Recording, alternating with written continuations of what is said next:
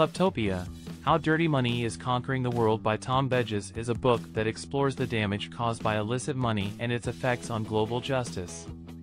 Burgis traces the history of kleptocracy, from the corrupt rulers of Africa to the Russian oligarchs and their penetration of the West. He documents how the fight of justice and rule of law is being undermined by a global network of criminals, money launderers, and politicians.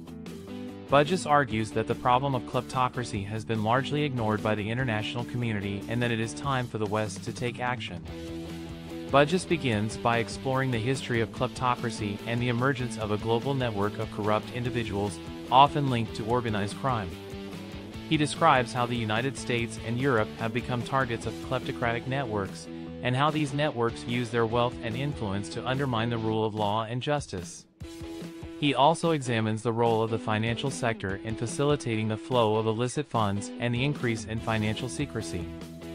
He then looks at the impact of kleptocracy on global governance, and how it has undermined international efforts to combat corruption, human rights abuses, and climate change.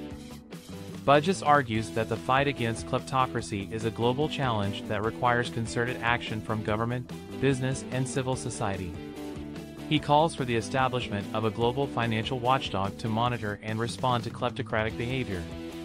He also urges governments to enhance their investigation capabilities and to strengthen their regulatory framework. Burgis also recommends that businesses adopt stronger anti-corruption policies and procedures, and that civil society organizations should continue to push for greater transparency and accountability. Kleptopia is an important book that sheds light on the extent and impact of kleptocracy on global justice. Burgis provides a compelling analysis of the issue and offers a number of practical recommendations to combat it. His book is an important contribution to the ongoing fight against corruption, and those looking to take action should take his advice seriously. That's it. Thank you so much for tuning in.